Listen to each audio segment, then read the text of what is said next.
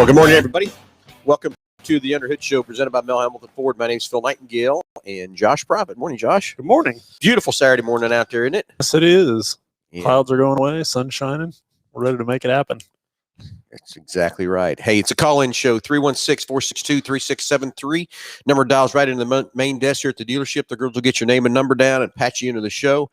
Anything ailing your car, tires, brakes, batteries, whatever it is, something you don't understand, or just a question.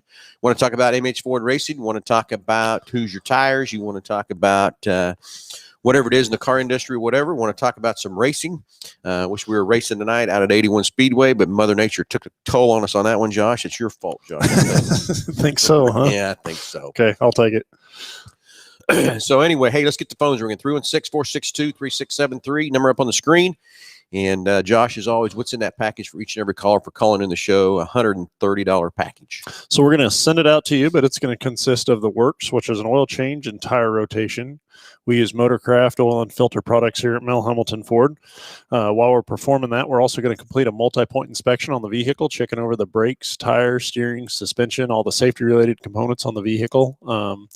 You'll also receive $10 to Mel's Diner, so you can get yourself something to eat and drink while you're here with us at the Big Corner. Complete nitrogen for your tires, so you get all the great benefits that nitrogen has to offer. And a BG products package, which is going to consist of a can of MOA or motor oil additive for your engine oil, and then a can of CF5 for your fuel system. Again, just getting that vehicle geared up and ready to go for that next 5,000 miles of driving. All right, 316-462-3673. Let's make it happen. So anyway, Josh, Mother Nature took the toll on us. Headed out to Salina Speedway last night. Yeah, Friday night. That didn't happen. Mm-hmm. Then she took us another toll and took us out 81 Speedway tonight, too. So 81 Speedway's out, too. So darn it. No racing this weekend anyways. Not this weekend. Be ready to go for next weekend, though. Car's ready. Yeah. Just hanging in the air. Was ready to go. We had to back the trailer in last night, and we didn't get to go. But anyway, it is what it is. We just got to deal with them and go on. So anyway, wish we could be out at 81 Speedway. Wish we had been at Salina last night, and wish we could be at 81 Speedway tonight, but it's not going to happen. So a lot of things coming up next week, though. Out at 81 in Salina, and KID is going to have a big deal. Norwich car shows going on. So all kinds of hot things going on next Friday and Saturday, too, in the racing world. So very cool. Very cool. So anyway, Josh, anything exciting happened in the shop this week or anything else like that part or anything? You know, I thought we'd talk a little bit about the GDI service on this show a little bit. And, you know, day in and day out, you get in vehicles on the service drive, or we're checking in vehicles on the service drive. And I understand why it is, but time and time again, I'll get in, and it's just a knee-jerk reaction for me when I get in a vehicle. I look up at the window sticker. I don't care if it's mine. I don't care if it's a customer's. I don't care if I'm just moving a car in for somebody. I always look at the odometer, and I'll look up at the oil change sticker on it and just see where a customer's at. And more often than not, it's always over, and it just it blows me away. And I think it's just from being in the industry and seeing what that adverse effect is for driving a vehicle past its extended maintenance interval, and the repairs. What do you mean, Josh? Yeah, and the repairs that are associated with that. And so it is a knee-jerk reaction for me to do that. But I wanted to talk about the GDI service that we offer. It's from BG, and how it can help with that. Now, that doesn't excuse or mean that you can continue to drive a vehicle well past its maintenance interval or its maintenance needs by any means. But in a case scenario where that's been done, this service is certainly going to help. And then in a instance where you've maintained the vehicle even properly, this service will be a benefit too, because you are still going to build up sludge and condensation and oil deposits in these engines today, even with very good preventative maintenance. Now, it's going to take more miles to get there, but it is something that happens. Yeah, got a few comments coming in from Jeffrey. Do you fix manufacturer recalls on GMC Yukons? And Jeffrey, technically no, but we do a lot of recalls and stuff like that. So if you'd like to let us take care of that for you, we will. So Jeffrey, if you want to bring it by, schedule an appointment, we'll get it scheduled for you and take care of that. So you don't have to hassle with that, whatever, from that part too. So anyway, morning, James Furman, morning, Delbert Alt, morning to everybody out there. And yeah, dang ring, James, I get it. It's a Mother Nature thing. I think she just picks on those Fridays and Saturday nights is what I think. You think so? I think so. That's what I'm thinking anyway right now. So anyway, yeah, Josh, it's like you talk about these intervals and stuff. We're such in a fast-paced life, and I used to be when I wrenched with my dad. We filled our cars up about every 200 miles. We was adding air to tires, and there's so many different things we did. We carried a toolbox. We carried spare parts in our cars. Yeah. Now we'll go 5,000 miles, even popping the hood. So we're just in tune. We drive the cars until we have an issue. We don't. Yeah. We're so fast we forget about our routine maintenance and stuff like that too. And it's just like the other day. Jason came and got me. He said, "Phil, you got to help me bid this truck. 561,000 miles on this Super Duty. If you'd walk up to the truck, you couldn't tell it. There's no way you could tell the truck had that many miles on it from that part. But there is a fact there. And I talked to the guy. Sure enough, he maintained that truck like you're supposed to. He's an over-the-road driver. He pulls trailers all over. And he did say, yeah, I do have to, I could have never went this far, but I know what I spent maintaining this truck. Here's what it's still worth today. But if I had maintained it, I know I'd probably put an engine in it or training in it or done something and had some big major repairs. It's all original. He had done nothing to that truck other than as far as the powertrain wise from it. Yeah. Yeah, exactly. Well, these vehicles, they certainly will go whatever distance that you want to drive them to. And everybody, it doesn't matter whether it's Chrysler or Chevrolet or Ford or Toyota or any of the manufacturers from that side. Everybody, for the most part, has a very durable powertrain. There's definitely some that out there that have maybe better reviews or better performance stats than others for sure. But for the most part, these vehicles are made to go 200, 300,000 miles on the powertrain themselves with proper maintenance. Yep. Okay, Brian writes out here, Josh, what are the manufacturer recommendations? God, I can't spit it out. Recommendations. Recommending. Recommending. On oil changes now. Typically, my wife only drives 10,000 miles per year. Is 3 months still the recommendation? And Brian, what I'm going to tell you, those short trips, I would be doing it every 3 months probably at 10,000 miles because she's not really. She's not doing the average a year, which is 12 to 15,000 is the national average on mileage.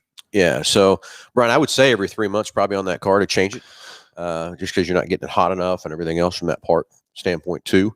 So I don't know if he said in there as far as that she's driving that much, but then how 10,000 miles a year, and then how long? Is it longer trips? Just a shorter number of them, or? Yeah, I think that's a good question too. I was taking it as a short trips is what I was taking it as from that part. Or I guess it depends on how much of that winter driving you're doing versus summer driving too to do that part. We have the hot rods that we service and we get those guys in here every 6 months, changing those oils on those cars and stuff too. So, Brian, that 10,000 miles a year, I get it. Okay. Less than 5 minutes each trip. So yeah. Yeah. So it's a lot of real short trips. A lot of short trips and stuff too. So basically, Brian, what's happening, you start that engine up and the condensation builds inside the motor. It never gets hot enough to boil that water out of there. Then all that condensation ends up in the bottom of the pan. And that's where the sludge starts real quick from that part. So, and Jeffrey writes there, I got to get my glasses back on so I can read this writing, Josh. Can't believe you made it this small on here. The nitrogen you all put in my tires have lasted for over Oklahoma to Texas and back, and Nebraska for 15 months. So there's no testimony on the nitrogen, how well that works too from that part. Shannon's stepping in here to check on us here, I guess. Yeah, he's really stepping to check on us, isn't he? For those you don't know, Shannon Burton, our GSM, he likes to stick his head in here every now and then and jack around. And, ma'am, he didn't mean that over there.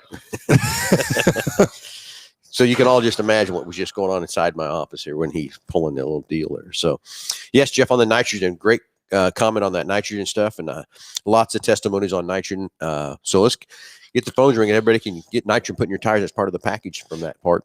Yeah, I think let's go back and talk to or talk a little more on Brian's questions Okay. on the service intervals, and Yep. that's one of the things that I see day in and day out, and that's when I started we started talking about the GDI and what that does for consumers, but it's just every time I walk back in the shop, I'm looking at something or repairs that we're doing or having to make, and it's like, okay, could we have avoided that with a little bit different maintenance or done something a little bit different? And it's surprising the number of times that the answer is yes to that question. Yep. That if we would have done something different, we could have avoided this costly repair when it comes to maintenance. And that's why it's when you're performing maintenance, you get to do it at the intervals that you choose to do.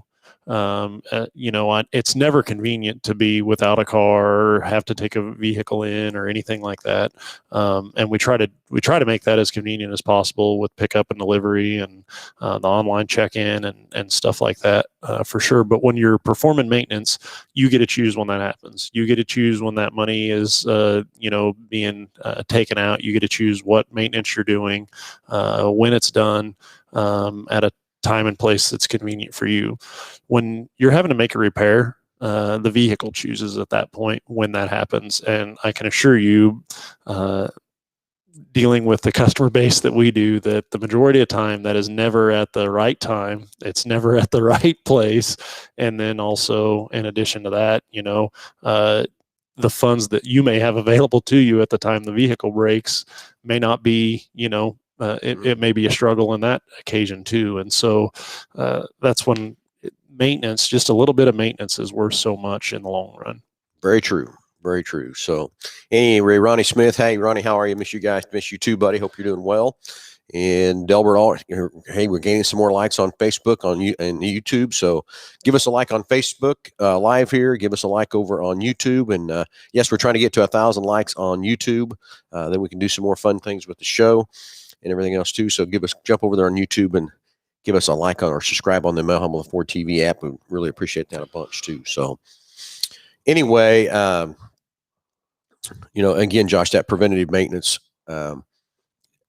getting into looking at an owner's manual, and everyone, I understand that that's there, but remember that's the minimum you need to do, not the maximum or the normal from that part. That's the minimum the manufacturer recommends out there. We have laid out a great plan for your car, depending on your driving habits, depending on what you do, what you need to have done to your car. So let one of our advisors sit down with you and go through that and show that to you, a proper maintenance to maintain your car, to protect it. And a lot of people say, I'm going to drive it till it dies. Okay, I get it. But how long is it before it dies if you don't maintain it? How long does it take you to spend those? If it does have a problem, how much more are you going to spend? I'd rather spend a little than a lot later from that part. Okay, here's another question, Josh, coming up here. I use my remote starter extensively. My car idles 15 minutes twice a day and sometimes more when it snows, etc. What impact does that have on engine deposits buildup and given the prolonged low idle times? So great question there too. I've thought a lot about that too. It's kind of like now a lot of the manufacturers have put in idle time in their calculations. Yep. From that part. So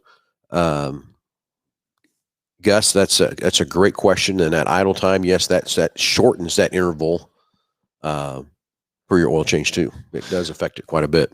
Yeah, like you said, a lot of the manufacturers are going to that idle hours or idle time as well. You really see that being an impact when you get into the heavier duty stuff, diesel engines, from that side of things, with a lot more high idle time.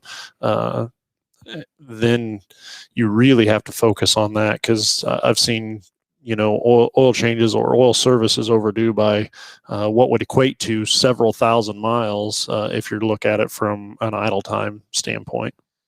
Yeah. So do we got a caller coming in? Yeah, we do. We're getting Daniel patched through here, so he'll be on with us here in just a second. We're waiting on that. And Ronnie Smith made a good comment out there. Ronnie, congratulations, and hope you're doing well, buddy.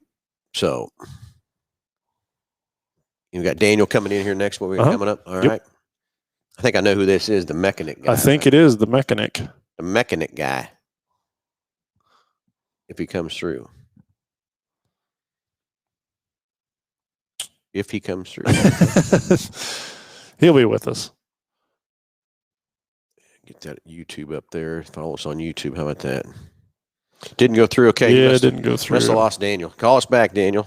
I know you always got some great inspiration for us. So sorry we lost Daniel there on that part too. So anyway, follow us again on YouTube. Follow us on Facebook. Really appreciate those likes and stuff there too. The 316-462-3673. Hey, anything ailing your car, tires, brakes, batteries, anything you want to talk about in the automobile world, let us talk about it for that part. Now let's you know what's that? Probably another thing we can talk about a little bit is okay, it looks like Daniel's back here. Yeah, they're getting him patched through now. I don't know what happened there, but said it went to voicemail, Josh. Huh. Yeah, I tried it out here, but I bet he's coming through. Okay, we'll get Daniel. There we go. Yeah, Daniel. He's on with us now. Daniel, you're live with him. Hey there, mechanic. What are you doing? Yay! Hey, I got a big problem. Yeah. 1988 Chevrolet, my 2500 out here. Yep. I basically have rebuilt the electronics, and it will not, it's like a governor. It won't go over 45 miles an hour on the highway. What say you? So you push the pedal down and she just won't rev up, or she's revving up and not going, or? Well, I'm on the highway. I got the accelerator to the floorboard, and my speedometer only says 45, 47 miles an hour. So would it be the throttle position switch, idle air control? What kind of electronic gadget do I need to add now? Well, is the RPM going up, or is the RPM not going up on the motor? Or is it just like I didn't notice. I wasn't paying attention. Yeah. But I think the RPM was pretty much staying the same, if I remember right. You just all of a sudden do it too? Or you just not had it on the highway for a while? Well, they've been on the highway for a couple of months now, maybe longer. And I took it over to Nickerson and back, and I'm trying to get up to 60 miles an hour, and it's only doing about 45, 47 on the GPS digital readout. I changed the steering column. I've changed the instrument cluster. By the way, my gas gauge works now. That's good. Yeah. Anyway, could it be a flat cam? Could it be very low fuel pressure? I mean, I'm at wit's end. So I'm wondering along the lines of low fuel pressure, because if the engine doesn't have enough power to generate to allow the transmission to shift into the next gear, that's one of the things that I would wonder about is low fuel pressure. The other one is something inside the transmission as well, not allowing it to shift into that next gear. Well, I don't have any way to test the pressure on the transmission. So the first thing I'd want to know is, is the motor able to do what it needs to do to allow the transmission to do what it wants to do or can do? And so when you say that it's only going 45, that's foot on the floor. How's the engine running at that point? Does it feel like it lacks power, or to get to 45, does it feel like it lacks power at all? I'm thinking on what it was doing. It was shifting at 15. It shifted at 25, 28. And yeah, it could be not shifting in the highway gear, because the engine seemed like it was idling, I mean, I just had it clear to the floorboard and acting like it was. Yeah, I see what you mean. Go ahead. I got a question, Daniel, coming through the Facebook deal, our chat line here. If it's an 88, is it carbureted or TBI? TBI. TBI. That's what I thought. I know. I'm also thinking maybe it isn't getting in a high gear, but I'm also thinking, like you said, lack of fuel pressure or restricted fuel filter would be another thing that could be causing it. Exhaust too. Yeah, the converter. So what? No, there is no catalytic converter. When I bought this truck, the smog junk was totally removed from the engine all the way back. All I got is a thrush muffler on the exhaust. Yeah. And so if there was exhaust back pressure from even the muffler being broke up, that could cause it too. The other thing that I would want to know is when you accelerate or take off from a stop, regardless to the 45, but how does it seem like it has enough performance and power taken off from a stop, or does that seem degraded or sluggish at all? Right. From a dead stop, like my driveway, no, again, it acts like a flat cam, but I see what you're saying. When I accelerate from a dead stop, it's sluggish. That's the only word I can think of. Yeah, so I'm going to say there's something going on with the engine itself, whether that's fuel related. If it was a flat cam, you should really you would notice that, I think, at idle for the most part. Okay. And so I'm going to say something along with fuel pressure or fuel restriction. You're not getting enough volume of the fuel, and that could be from a fuel filter. The other thing, I know that it doesn't have a converter on it, but the muffler itself could be plugged up, and you got something going with back pressure, and basically that engine's not able to breathe for whatever reason. And I think that's what's causing the issue. I can strip off the muffler. That ain't no problem. But it's only a couple of years old. With that, it's one of those cheap. I hate to even use their name, but it's a cheap AutoZone muffler. It's just because it's a couple years old. I mean, we've pulled parts and put them on vehicles right out of the box and had issues with them from that side of things too. But typically what you see when you have a exhaust back pressure issue, that's typically caused by something else. In other words, a lot of times you'll see a vehicle that has a misfire or something along those lines, and it sends unburned fuel down into the exhaust, and then it reignites in the exhaust from the temperature, and then it gets extremely hot, and then you start melting, exhaust components or internal exhaust components. So almost always, if somebody has a issue with back pressure, that there is a cause and effect there, but almost always that's started out somewhere else, and so there's another problem with the vehicle as well. All right. I was on YouTube. I watched the video guy rebuild a TBI, from tear down and, everything. And that makes sense because the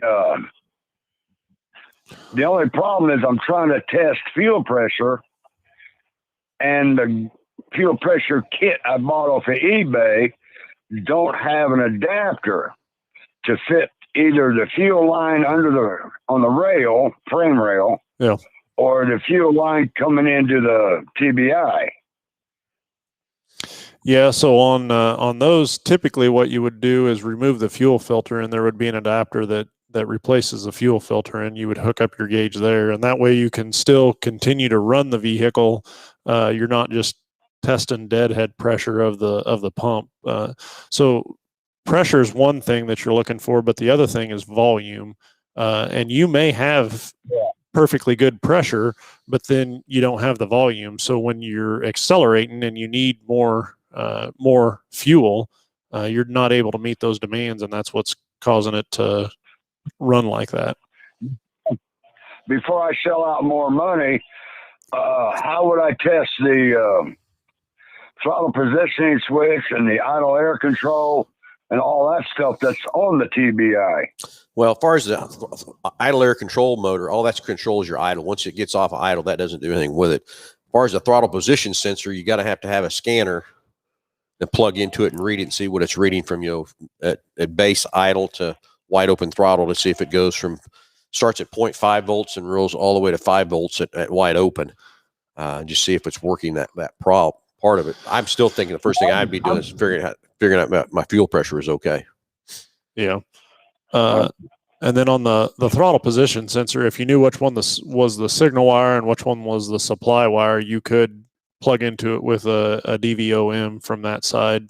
And I've got the schematics from the library, and it does show the voltages, what you're talking about, Jason. uh-huh. So, that I can do with the digital voltmeter, and by activating the accelerator cable, I can either increase or decrease voltage, right? Yes. Okay. I got that covered. Anyway, I get all this replaced, and now I got code 44 error again, and I check the oxygen sensor.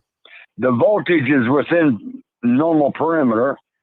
I checked my exhaust manifold, torque bolts, and my torque. So I don't know why it keeps coming up with a lean exhaust or Yeah, I'm still betting you're code lacking. 44 error. That 44 is lean. I get it, and it's got to be. I'm telling you, you're lacking fuel pressure. That's what I think. Or volume. Yeah. Or volume. Yeah. Question. The fuel pump assembly in the gas tank, could that be the root of all of my problems as far as not pressure, but delivery of volume? Very much Certainly. so. Yeah. Oh, crap. I really don't want to drop that tank, and I'm going to have to pull the bed. All right, gentlemen, thank you for your time. No problem at I'm all. going to get this thing repaired. Go ahead. Maybe you could just slowly get it over here, and we can do all those checks for you. It took me 2 days to get over there, man. I was out of breath. All right. Well, just offering. I'll see what I can do. I'm serious, because this is my work truck, and I need it running tip top. And at the opening of your show, preventive maintenance is key. And my dad always told me, you take care of a vehicle, it's going to take care of you. You're exactly you correct. abuse it, it's going to abuse you. Your dad was exactly correct. Well, he was born in 1914, and he was old school mechanic. And you better quit yawning there, Phil, because that's making me yawn. Gentlemen, thank you. And on a serious note, I will try my damnedest to, but I will call you ahead of time and let you know when I leave Hutch. Leave early. That way you can have the drones out looking for me. There you go.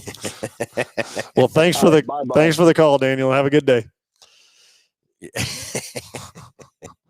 Yeah, he's something else, isn't he? Delbert Alt. Yeah, Jason. Yeah, that's pretty good. So anyway, let's get the phones ringing. 316-462-3673. Anything ailing your car, we can get all kinds of things going on here. And 2 days to get to MH Ford, or a few weeks to try to figure it out yourself. Well, there you go. Yeah. Very true. Very true. So anyway, back to the phones, 316-462-3673. Let's see who can top Daniel's question for us and get some stuff going here on the live deal too. So anyway, Josh, MH Ford Racing, the warehouse is up and rolling, doing very well. We added a new program in this week to help streamline some things. And I think we got a little busy behind getting that all set up and stuff, but that warehouse is growing very well. If you haven't seen the warehouse, you need to come by and check it out. It's pretty cool. Everything we got going on there. There's a lot of exciting things still yet to come in the warehouse also. So definitely going to be a huge advantage to our customers, whether you're just looking for racing, on the racing side of parts or components, or the Ford parts or components from that side. It's going to be a huge benefits to both our parts and service customers from that side, especially right now with the way the supply and demands are. We're definitely at a great benefit on broken down vehicle. If we've got the part in stock, a lot of dealers and vendors are struggling to find supplies and components to be able to get vehicles repaired, and it's definitely a relief when we look at something and it's something that we have right on our shelf that we can put on a customer's car and not have to tell them that, hey, it's going to be 2 weeks or 3 weeks before we can get your component. Or in some cases, there's scenarios out there where we really don't know when we're going to be able to get it from that side. So having the inventory that we have and being able to grow that at this stage in the game is huge for us, for sure. Yep. Okay. Try to see Daniel come see you guys. If it'd be worth for Daniel to come see you guys, even if you had to pay for the diagnostic, in my opinion. Of course, even if he had to pay for the diagnostic is what he's saying. Yeah, we'll look at Daniel's vehicle for him. Yeah, he just got to get in the truck and get on over here. I'm kind of want that 88 make it that far. Oh, it'll make it. He's got it. He's got it figured out. Yeah, for sure. But I'm guessing he's fighting a fuel pressure issue is what I'm guessing. So exactly true. And he made a comment there. I realize he's working on an 88, but having the right tools and equipment to do a job. And there is nothing like trying to figure something out and, needing to do something and then essentially just kind of throwing darts at it. If you could look at all the components that he listed off that he thought he needed to check or look at or replace. And by the time you went through and did all that, again, with the right tools and equipment and scan information, there's just a lot of unnecessary steps that could have been taken to solve an issue that somebody could go right to with the right tools and equipment and being able to eliminate. This is not a problem. This is not a problem. Okay, we've got an issue here. So what could cause that? And you're looking at a diagnostic trouble tree and say, okay, well, it's got to be this, or this, and then you're going to those items. But then also when you're checking them, what values that you're even looking for is the other side of it, because getting a reading on something is only half the equation. You got to understand what it is that you've got and whether that's good or bad, and you can move on from that component or look further deeper into why it is that you're getting what you're getting. Exactly. So anyway, 316-462-3673. Let's get the phones ringing. Love to give away these packages valued over $130 for each and every caller. Only show I know you get paid to call in on. So let's go. So anyway, Josh, let's switch gears. Let's go to Broncos. A lot of questions still running about Broncos. And we have our first 2 CTP units being built in the end of May and the first week of June. And then we got another build week, the second week of June, on our first edition Bronco. Okay. Is going to be built. So we got some build dates, got some stuff happening there. So excited to see these new Broncos roll in the showrooms. So correct me if I'm wrong, but on that first edition portion of it, options wise, there's really not a whole lot to choose from. Color, correct? Yeah, that's all you get is you get to pick what color you want. It was basically, it's a loaded up truck, everything you possibly can put on one. We're only getting 4 of first editions. We got a total of 41 total Broncos, 4 first editions, and you can really say 43 because there's 2 of the CTP units that we're going to bring in and drive. And I still don't know how many miles we got to put on those before we can sell them. I hope it's just a couple thousand. Yeah. That's all we got to put on them before we can sell them and move them down the road. So now, not pinning you to anything, but what everybody wants to know is, okay, they're going to build it the end of May, the first part of June. Mm-hmm. When realistically would that be in the dealership? I'm going to say the first Bronco we're going to see is in about the middle of June. And Delbert wants to know what CTP. Yeah, here we go with our acronyms that we don't talk about. It's called Courtesy Transportation Program. So Delbert came in and helped us with that Mach 1, and he took it for a drive. Mach E, Mach 1, Mach E. But Delbert, that's what a CTP vehicle was. So yeah, basically we have. I put about 50 cars in that courtesy transportation program. So when you come in for service, we use those for loaners, and they made us put these Bronco Sports, which we had one of those, and now we've had a Mach E, which it's sold to, in that courtesy transportation program, and now we're going to have 2 of the full size Broncos that will go in there from that part. Do you know on the Broncos what trim level they were in the courtesy? Can't remember. Yeah, so I can't remember what they are. And then Greg Murray asked, first edition is all spoken for. Yeah, Greg, those went very, very fast from that part. Only, like I said, we only got 4 of those of the 41 that we're actually getting. Right now, we've sold out everything we're going to get for 21.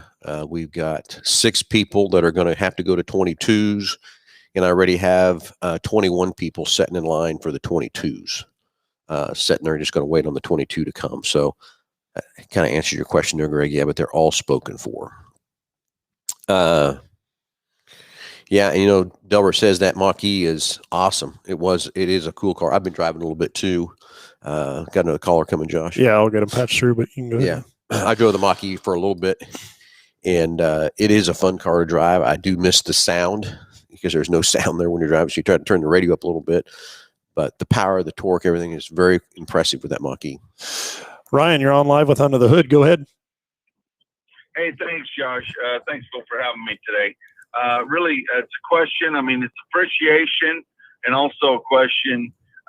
We were in there last week, and Redneck put in some time, and I felt like he really drilled down and found us something for our son, and to have him presented on the showroom floor with everybody clapping, it was just an excellent first car experience. I mean, we bought, I don't know, 3 or 4 cars from you guys, but for a first time, car owner, like a teenager, it was just a wow. It was just a wow experience.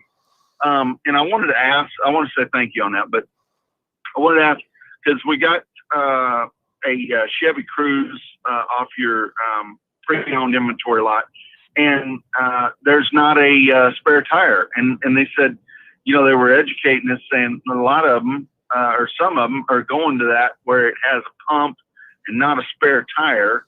And I just wanted to get your thoughts on the evolution, and is it worth, would you recommend, so throwing a tire in there, just buying one? Just wanted to hear your thoughts on that.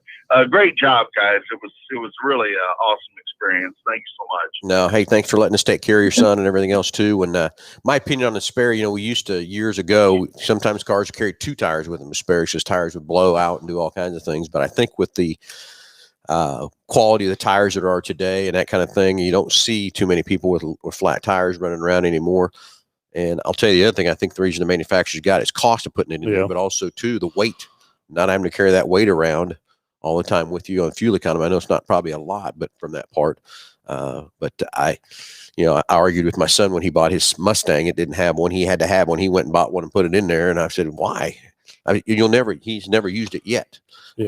But I think the quality of the tires and that sort of thing, you just don't have that issue anymore. And now with tire pressure monitoring systems, when your tire's going low, to get somewhere and stuff like that too. But if it gives you peace of mind, just put one in there. But I just don't think you'll ever use it. I would rather see somebody take the initiative and probably check tire pressures more often than, the spare tire side of things. I don't know how many times that I've personally been involved with helping somebody change a tire or whatever, and then you go to get the spare, and by the time you got it and on the ground and everything like that, there was no air in it because, it was back there and everybody forgot about it until they needed it. And then, by then it had been sitting for 5, 6, 7, 8 years, and it was flat. On that side of things too. So I see both ways. If you're that type of person that would like the reassurance of having it there, I completely understand that and can be behind that. But then also I kind of see the manufacturer standpoint. If 90 or 95% of them never even are seen, used, touched, or removed, why go through the expense and weight of having them on there? So. Good point. I never thought of that. Thanks, guys. Have a great day. Hey, you too. Thanks for the call, and appreciate you letting us take care of you and your family, buddy. Ryan, if that is something that you want to look into as far as getting a spare back there, let us know. I'll be more than happy to help with you on that and get some options. To me, if you are going to go through the expense of doing that, a spare tire is something that I wouldn't be opposed to looking at, like a salvage option or something like that for it, to just keep the expense down. Because again, it may be something that you would never even use. So we'd be more than happy to help you out with that if that is something that you want to look into. So. Okay. Good looking out. Thanks for your help, Josh. Hey, thanks for the call. All right. Daniel wants to know how to check the volume on his fuel pump. First thing is get the pressure. If the pressure's okay, Yeah. most likely your volume's going to be okay, Daniel. Yeah, so probably the easiest way to check volume on the fuel pump is, again, with a fuel pressure gauge, and then monitoring the fuel pressure while the pump is in a high demand state. So basically, you have the gauge hooked up while you're driving the vehicle under extremely hard acceleration, and if you're not getting enough volume, the pressure will start out okay or within specifications, but then the pressure will drop as you're accelerating. That's probably about the easiest way to check volume. You can actually monitor the volume as far as how much that it's pouring out. But again, it's under the high demand situations is where you're really going to need it. So just as far as key on how much it's producing, is not going to be the best way. So just monitoring that fuel pressure when in high demand uses is going to be the best way to check the volume of it. Okay, Delbert has another question. What's the latest on a new version of the Edge and the Escape possibly having a third row? Well, we just redid the Escape in 2020, right? Mm-hmm. Yeah. I do believe the Edge is probably getting ready to come up for an update from that part. But as far as the third row, you're going to have to go to an Explorer. Delbert, if you really think about that, if you put a third row seat in an Escape, it's going to be a very small seat back there from that part. Not much room or anything else, too. Kind of the same way with the Edge. It's be pretty small of a third row seat. So that's why they jumped it all the way to the Explorer so you can actually get somebody in that third row seat of a decent size and sort of thing for that part. But I'm not sure when the Edge is up for an update either. I can't remember. I think it was 18 when we updated the Edge. Yeah, so they kind of did a little bit of redesign on it a little bit later, like 20, I think. But just some subtler changes from that side of things. So I've got another caller coming up. So let's get headed in. Get Jordan heading in here on the show and see what Jordan's got up his sleeve. So, yeah, that the Escape, when they did that in 2020, it was a pretty major change, and I don't know, it's been a very popular vehicle for us for sure. Yep. That it has. So we've got Jordan online. Jordan, you're online with or on live with Under the Hood. Go ahead. Hey, I just wanted to comment on the spare tire story and controversy and everything you guys were talking about. I don't know if I can call it a controversy, but one thing I might add just as a listener, and you guys do a lot of business with me, so I might be a little biased, but I feel like your guys' customer service is so head and shoulders above anyone else. I feel like if you buy from Mel Hambelton, you probably don't need a spare tire, because if they call, you're going to have 9 courtesy vans headed their direction to change their tire, clean their windshield, and top them off with fuel and send them on their way. So I think it depends on who you buy from, whether you really need a spare or not. And that's just my opinion. Yeah, I appreciate what you say there, Jordan. And, those situations you talk about is I put myself in your shoes and what would I want to have happen? How would I want somebody to take care of me? And that's kind of how we do things. If you got a flat somewhere, you're right. We got the vans dispatched and we're headed your way. And if we can't get it changed or whatever, we've got a loaner sitting there for you or something from that part too. But you're very true. It's part of what we've tried to instill in all of our employees and everything is if you were in that situation, what kind of help would you expect and want? And that's what we try to do. Well, that's the impression I get. You guys definitely exude that image for sure. It's impressive. So just like I said, just my 2 cents. So. Well, I appreciate your 2 cents very much, buddy. Very much. No problem. You guys have a good Sunday. Josh, take it easy. Will do. You too. See you, buddy. All right, 316-462-3673. Only show I know you get paid to call in. $130 package value there for you. So let's get the phones ringing. 316-462-3673.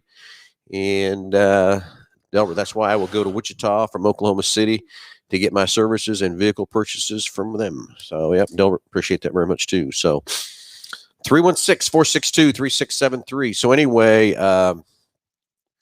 talked about the Bronco. Very excited to see that. I'm super excited to see that. So it's going to be very cool. Probably the next new exciting thing is going to be the new Super Duty. We're going to start building them in June, and they're going to have a lot of the updates that 21 F-150 had. So I'll be excited to see some of those rolling in here. coming here. I'm going to say we'll probably see them in July. Probably. I don't know how they can. I'm sure there is, but how they can increase the torque and horsepower in those things yet. But it's just every year it just seems like it more and more and more, and you get in those things, and it's just amazing. It doesn't matter whether it's just the truck going down the road or a truck and trailer with 14,000 pounds on it. It performs the same, acts the same. It's absolutely impressive what those things do. Yeah, it's very true. So anyway, let's see what else new products. Talk about the Bronco. Got quite a few Bronco Sports in now. Those are selling very well. If you haven't seen one of the Bronco Sports, you need to come check them out too. So what about should have brought Nick in here on MH Ford Racing to give kind of an update there.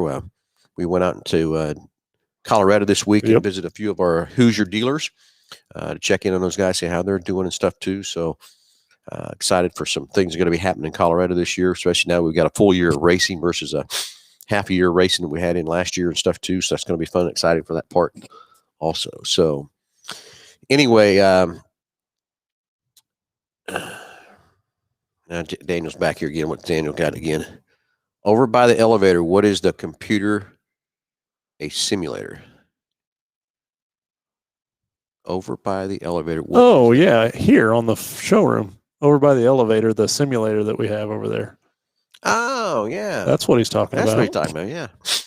Yeah, we have a race simulator here in the showroom that you can come get on, and it's a live action on iRacing. And it's the only thing it doesn't have the feel is really your feel in your butt of a race car. But other than that, the steering, the clutch, the throttle, the experience that you have with that thing is very cool. It's free. Just come get on it, jump on it, go have some fun. You can pick all kinds of different race cars, different tracks. Have you been on there yet? Just very little bit. I get frustrated, as you know what. I got on there one time. And I pulled out of the pits into the wall pretty much. And then I called it good after that. So yeah, I can't. Yeah. And then at the time it was on the TV out here, so everybody could see me pull out of the pits into the wall, and nobody ever razzes anybody around this place anyway. So everybody was always full of encouragement and cheering you on. Yeah, there was a lot of cheering there, right? And I decided I was done with it. Yeah. So anyway, you need to come get on the simulator. We'll pick a nice, easy track for somebody. I just need to stop and get on it. I know I can get it going, but I'm the same with you, Josh. I got on. I think got so frustrated. I kept hitting the reset button to fix the car, and finally I just said, "Hey, enough." Might come up here on a Sunday or something. do a little practice. Yeah. I hear you. So anyway, come check out the simulator on the showroom floor. It's there live 24/7. Whenever you want to jump on it, pick your track, pick your car. We bought it. Of course, on iRacing, you got to buy the tracks and buy the cars. So we bought a lot of stuff too. And Daniel, the food was awesome when I was there. Josh loved the BG I got from you. Oh yeah. Mm-hmm. Yeah. So when was Daniel here? Gosh, it's been probably 2 weeks ago, maybe at this point. I don't know. Time flies around here for sure, but I'm going to say about 2 weeks ago. And like I said, he took that Mach-E out and drove it around, put a couple of miles on it to help us out there as well. So yeah, the Mach-E is sold. We're still trying to get 4,000 miles on it. Had 3,300 on it last night, and I got out of it. Anyway, the owner that's buying it, he comes and gets it over the weekends and takes it on the weekends and miles it up. So hopefully, he said he's going to be back with 4,000 miles on it. Yeah. So this the red one, is it still out here? Yeah, that's what I thought. Did it come in sold or? Well, okay. How that one worked was Lisa ordered that in. Oh yeah, that's for herself, right. Yeah. And thought she was going to surprise and put Tyler in that car. But then the Bronco came in, and he said, no. Bronco. So he took the Bronco. So then Lisa, we called and made sure it was okay to sell it since it was special ordered for Lisa, and Ford said, yeah, sell it. And it didn't even sit there 24 hours. Yeah. So, yeah, another happy customer running around, another Mach-E. And hate to tell you, the next 4 that are coming are sold too. Really? Yeah. So no stock available on the Mach-E unless you want to put an order in. And right now it's looking like about 12 weeks to to get one? I was down at BG. We had one of the gentlemen from CDK come in this week, and we went down and walked around BG the other day. And they had a couple of hybrids in there, just looking things over and where the future's going and how it's going to affect their business and stuff like that. And that's what I love so much about what they do is they're just always trying to better their product, better their service that they provide, and what they want to put out is, they want to make sure that you're getting what you pay for. Yeah.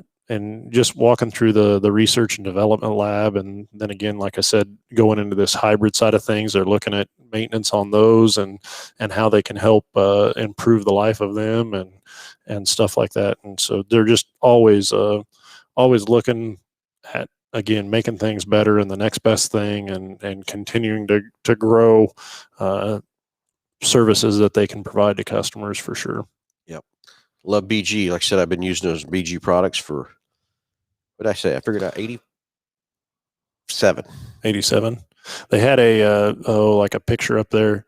I didn't know when they very first started out, they had pink vehicles. All their delivery vehicles were pink initially when they started out. It still had the BG emblems on it and stuff. And I asked about it specifically, and he said, "Yeah, that didn't last very long." But I didn't know that either. Yeah. Had them all sitting out there and pink. Yeah. Wonder why.